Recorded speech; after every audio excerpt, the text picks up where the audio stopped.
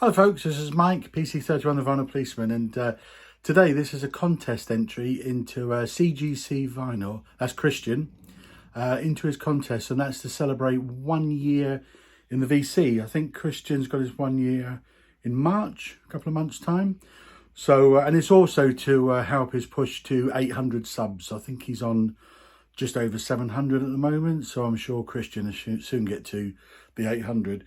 Closing date is Friday the 10th of March, and it's a really good idea for a contest actually, because he's been in 1 year, he's used 365 days in the year, and what he wants is 3 different genres. So 3 one particular genre, show different artists, 6 another genre, 6 different artists, and 5 same principle. So okay, I've put an extra challenge in for myself, stupidly.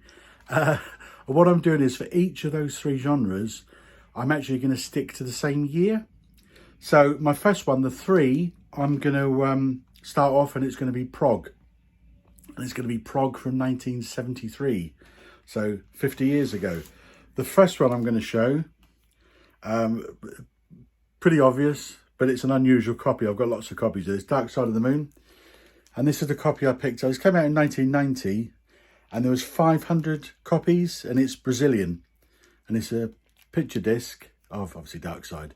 No doubt 50th anniversary, there's going to be more releases of Dark Side this year, and so no doubt I'll have even more. But there we go, 1973, Dark Side of the Moon, Floyd's 8th studio album.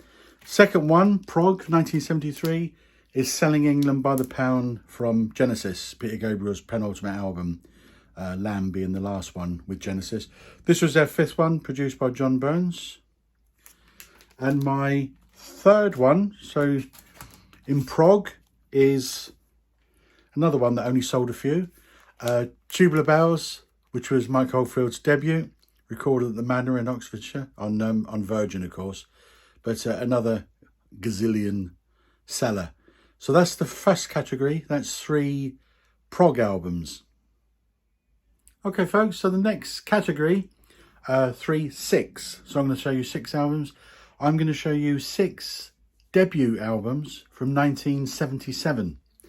And the first one out the blocks in 1977, debut one that I'm going to show, was from February, The Damned.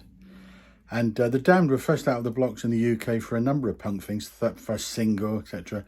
But this is Damned, Damned, Damned. This was on the wonderful Stiff Records, a Nick Lowe production. Stiff's one of my favourite record labels. But they were first out in February. And then, shortly afterwards, the debut of the mighty Clash, which was on the 8th of April, 1977, with their fantastic debut album on CBS. Then a week later came Rattus Norvegicus, The Stranglers, their brilliant debut. That was on the 15th of April on United Artists. These are all fantastic records, they really are. And then after that, we're in July, also on Stiff, Elvis Costello, My Aim Is True, one of my favourite albums ever actually. So I say, also on Stiff Records, and also produced by the wonderful Nick Lowe. So Nick Lowe that year in 1977 had 2 just fantastic albums under his belt.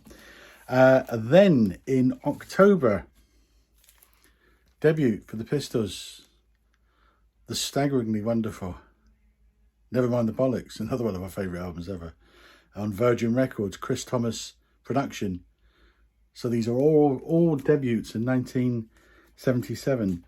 And then the last one to make up the 6 is in November on Polydor, The Jam in the City, another incredible debut. Brilliant album. So that's 6 punk albums from 1977. Okay, and the 3rd category, the 3, 6, the 5, I'm going to go for New Wave, and New Wave all released in 1980. So I'm going to start off with Adamant's 2nd album, Kings of the Wild Frontier, and this was released on CBS, produced by Chris Hughes, And as I say, 1980 New Wave.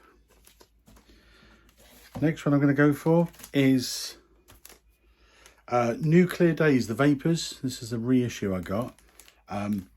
This is the one, so The Vapors, great band, The Vapors. Turning Japanese was the really famous single they had. But this was their debut album on United Artists. The Vapors, 1980, New Wave. My next one I'm going to go for is the third album from Squeeze on A&M. This is Argy Bargy. Another terrific album, actually. Really like Squeeze. Produced by John Wood. Really good album. Fourth album, so 1980, New Wave still. And it's the fourth album of XTC. Probably my favourite XTC album, actually. Probably. £3.99. Well, okay, those are the days. So Black Sea, fourth album from XTC on Virgin, produced by the excellent Steve Lillywhite, producer. And my very final one for Christian's competition. So my number 5 in my third category of the 365. So New Wave for 1980. We started off with humongous artists, Pink Floyd. Let's end with a humongous artist, David Bowie. Scary Monsters, New Wave from 1980. David Bowie's 14th album on RCA, and another fantastic producer, Tony Visconti, with Bowie. Okay, that's my entry for Christian's contest. So good luck, Christian. Hope you get to 800 very, very soon. I'm sure you will. And celebrating his 1 year in the VC. So there we are.